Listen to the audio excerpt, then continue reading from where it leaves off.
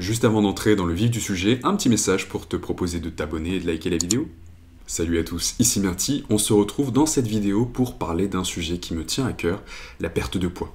C'est un sujet qui a été vu et revu sur YouTube. Il y a tout un tas de youtubeurs de sport, de développement, etc. qui vous parlent de comment perdre du poids, qui vont vous donner des centaines de conseils beaucoup plus avisés que moi et beaucoup plus experts en la matière. Mais ce que j'ai retenu de ma propre expérience, c'est que la meilleure façon de perdre du poids, c'est de s'éduquer, de s'informer, de découvrir quelles sont les meilleures méthodes adaptées à soi-même. Et c'est pour ça que, personnellement, j'ai consulté énormément de vidéos sur le sujet, et c'est en récoltant des informations par-ci, par-là que j'ai réussi à construire ma propre méthode et que j'ai réussi à perdre du poids. Et c'est pour ça du coup que je veux vous partager mon expérience parce que peut-être qu'à votre tour, vous allez y trouver quelque chose qui sera bon à prendre. Jusqu'en 2016, donc à l'âge de 23 ans, je pesais 110 kg et on peut dire que j'étais en surpoids. Comme vous pouvez le voir au titre de la vidéo, j'ai perdu 30 kg en l'espace de 4 mois. Ça a été vraiment très rapide et la façon dont je vais traiter ce sujet, je vais en parler en 3 grands axes. Le premier, ça va être déclic ou pas déclic. Très souvent, on parle de ce petit moment, ce momentum, cet instant où d'un seul coup vous dites je vais perdre du poids. Alors, est-ce que c'est progressif? Est-ce que c'est soudain? On va parler de mon expérience. Ensuite, deuxième grand axe, la perte de poids en elle-même, comment elle s'est passée et surtout à quoi est-elle due.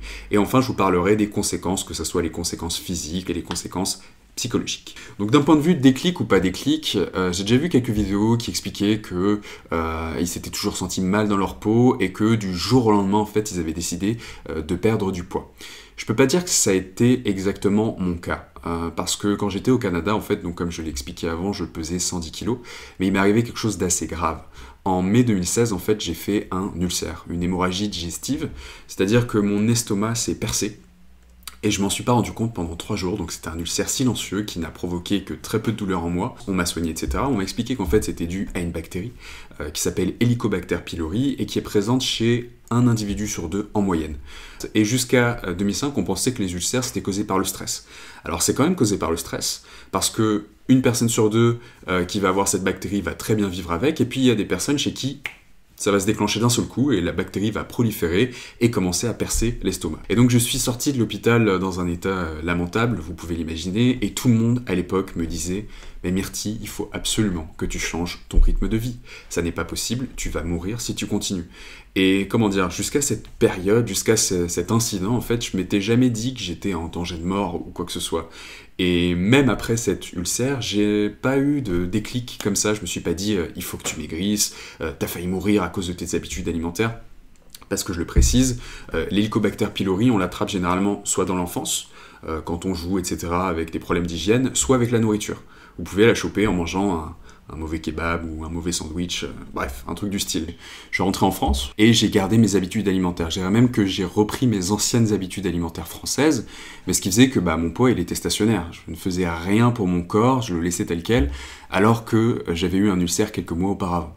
Donc ça a continué pendant 1 an, donc ça nous amène de mai 2016 à mai 2017, j'ai continué à avoir des mauvaises habitudes alimentaires.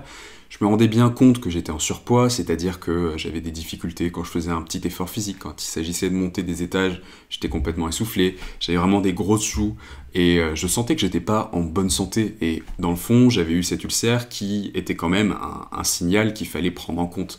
Mais ma décision de perdre du poids, elle n'est pas venue progressivement, elle n'est pas venue, c'est pas un cheminement raisonné, c'est ça qui est assez étrange. Ça a été très soudain, d'un seul coup.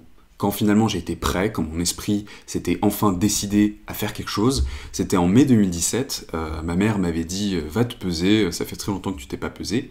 Et donc je suis allé sur la balance histoire d'eux, et là j'ai vu ce chiffre, 110 kg.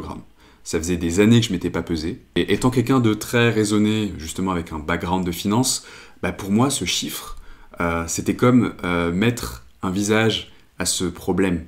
C'était la première fois que je me rendais compte que j'étais vraiment en surpoids.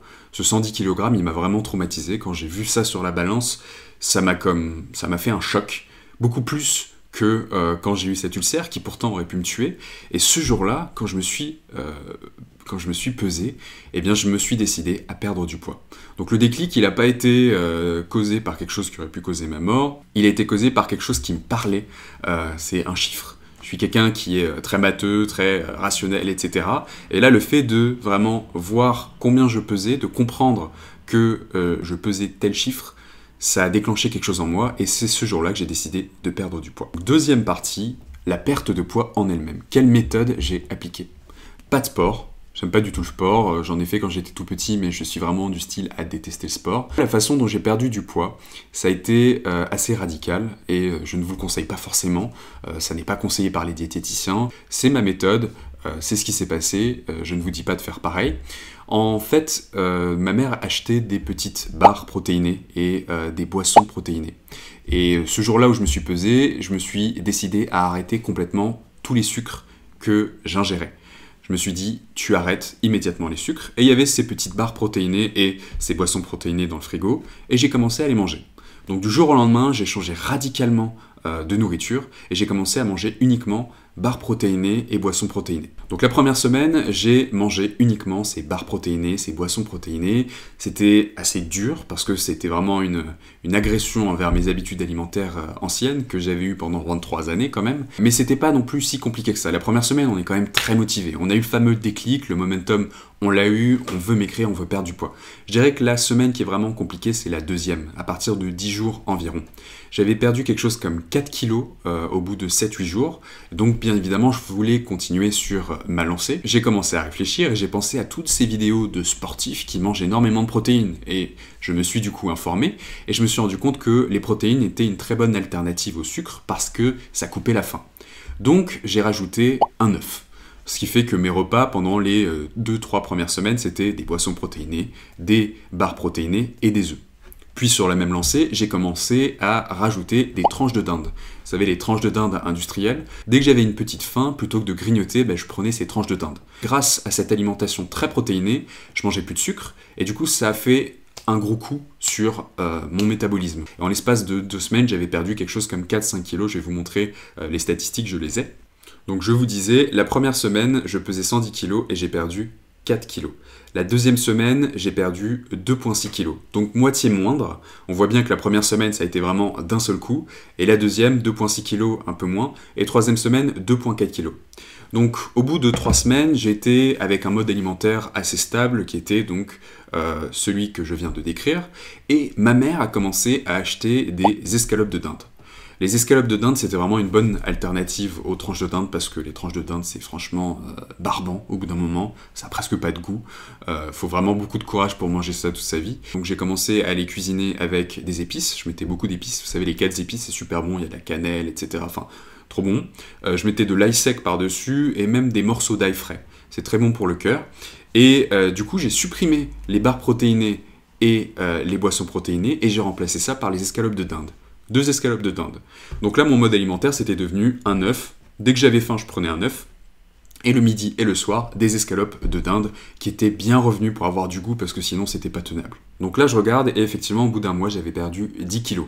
C'était un mode d'alimentation complètement différent, donc la différence a été brutale. Très souvent, on me pose la question, on me dit comment t'as fait pour maigrir? Je pense qu'une des clés, effectivement, c'est de mettre son corps à épreuve au début. C'est de le bousculer un petit peu, de changer ses habitudes et d'un seul coup, votre corps va commencer à brûler finalement l'énergie, même si vous ne faites pas énormément de sport. Je faisais vraiment 0 sport et ces 10 kilos, je les ai perdus uniquement en changeant d'alimentation. Mais ça n'était pas tenable et c'est là que vous allez comprendre le lien du coup avec cette chaîne. Je me suis renseigné, effectivement il fallait que je rajoute des fruits et des légumes, ça n'était pas sain. Du coup j'ai fait une petite recherche sur Google et j'ai cherché tout simplement quels étaient les fruits qui contenaient le moins de sucre. Et à ma surprise, tout en haut du classement, eh bien, on trouvait les baies, les fruits rouges. Et plus particulièrement, la myrtille. La myrtille qui est un fruit qui est un antioxydant. Donc ça a des propriétés anticancérigènes, vous trouverez plein d'articles sur internet qui vous disent que c'est une baie super, le super fruit, etc. Et surtout, une propriété qui m'intéressait, c'était la propriété anti-faim. Les myrtilles sont connues comme étant un espèce de coupe-faim. Donc non seulement la protéine va couper votre faim, mais si vous rajoutez à cela des myrtilles, en principe vous n'avez plus du tout faim. Donc j'ai commencé à manger des myrtilles, et autre avantage des myrtilles, c'est que c'est pas comme des pêches, des abricots, des pommes, des mangues, vous n'avez rien à couper. Vous les passez sous l'eau, et hop, vous les mangez. Donc je me ramenais au boulot avec ma propre boîte à lunch, j'avais dedans mon œuf, mes escalopes de dinde et mes myrtilles.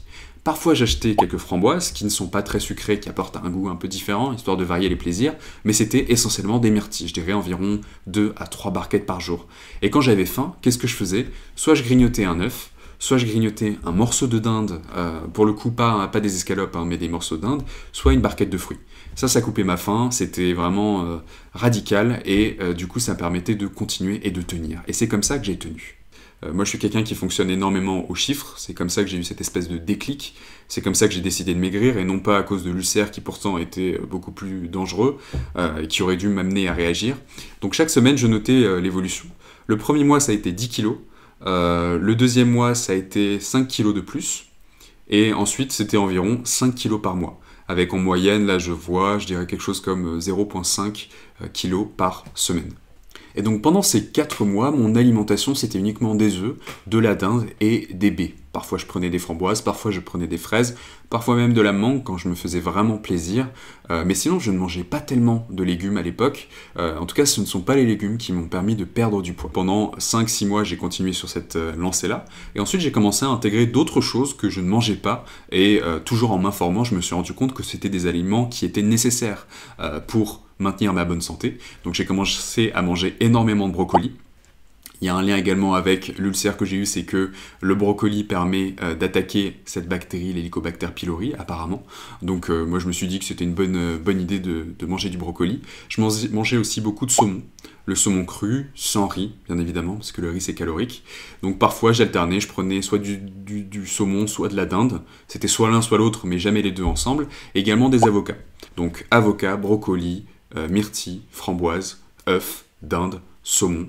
C'était à peu près mon mode alimentaire et ça l'est encore jusqu'à aujourd'hui. C'est-à-dire que ce midi, j'ai mangé mes 2 escalopes de dinde, mes myrtilles et mon œuf. La troisième et dernière partie dont je veux parler, c'est les conséquences physiques, psychologiques et globalement sur votre vie.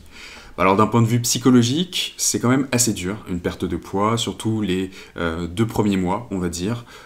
Les 2 premiers mois, vous avez des hauts et des bas. Je pense qu'en plus, votre changement d'alimentation a tendance à jouer sur votre morale. Il y a des jours où vous êtes hyper déterminé et d'autres jours où au contraire, vous allez être au plus bas du bas et vous allez avoir envie de vous ruer sur la première glace que vous trouverez. Mais vraiment, je pense qu'il faut tenir, ça en vaut la peine, et toujours dans les moments les plus compliqués, se rappeler pourquoi vous faites cela.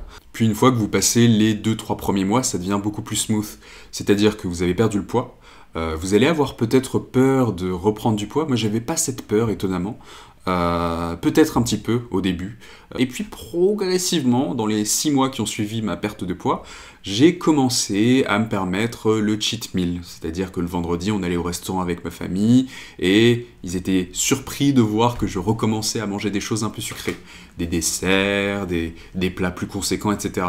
Parce que une fois que vous avez perdu finalement le poids que vous avez en surplus, ça n'est pas un repas gras ou sucré qui va changer votre vie. Très souvent quand on est en surpoids, finalement on se complaît dans son surpoids et on a tendance à accumuler le gras, le sucre, le gras, le sucre.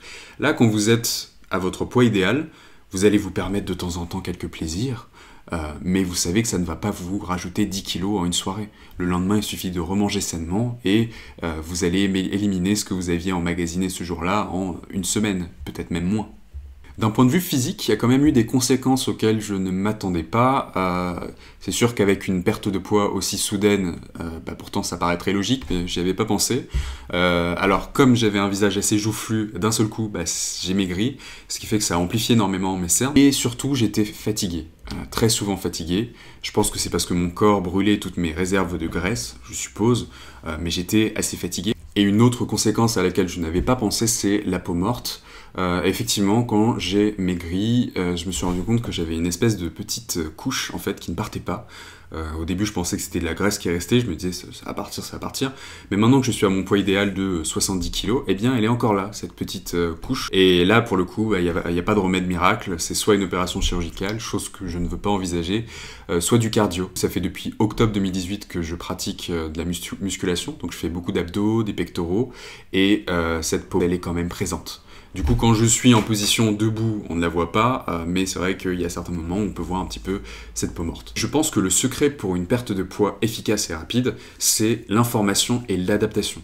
Moi, pendant des années, je suivais des régimes, je tentais tel truc, au final, ça marchait jamais, parce qu'au final, je n'adaptais pas à mon corps, je ne comprenais pas mon corps.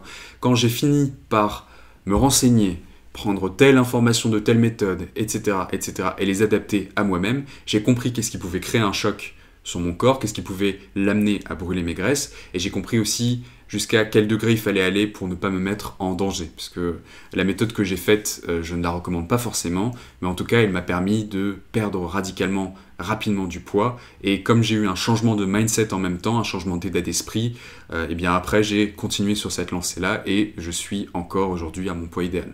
Aujourd'hui, quand on me demande comment j'ai perdu du poids, très souvent je réponds de façon simpliste que c'était grâce aux myrtilles. Je pense effectivement que les myrtilles ont été le petit ingrédient supplémentaire qui ont vraiment permis d'achever tout ça et surtout de continuer sur ma lancée, sinon j'aurais peut-être arrêté. Mais au final, pour perdre du poids, il faut effectivement pas mal de volonté et il faut surtout apprendre à se connaître et apprendre à connaître son propre corps. C'est en connaissant son corps, en le comprenant, en s'écoutant et en s'éduquant non seulement l'esprit mais également le corps, eh bien qu'on peut réaliser une perte de poids rapide et efficace. Du coup, j'espère que j'ai tout abordé, que j'ai rien oublié. J'avais pas de trame en particulier à part ces 3 grands axes que je voulais aborder. Mais si j'ai oublié quelque chose, n'hésitez pas à me poser la question dans les commentaires. C'est vraiment un sujet qui me tient à cœur, qui a beaucoup d'importance dans ma vie et j'essaie d'en parler avec les autres, etc. Je pense que c'est vraiment important de s'entraider les uns les autres. Donc n'hésitez pas dans la barre de commentaires à me dire si vous avez déjà perdu du poids, si vous comptez en perdre, ce que vous avez appliqué comme méthode, etc. On en discutera ensemble. C'était Myrti, n'hésitez pas à m'encourager en vous abonnant et en likant. Pourquoi est-ce que je dis ça? Très souvent, j'ai des gens qui me disent ta vidéo était cool, elle était super, etc. Et je me rends compte que ces personnes n'ont pas liké et ne se sont pas abonnées. Donc je le répète, abonnez-vous, ça m'encouragera. Merci beaucoup.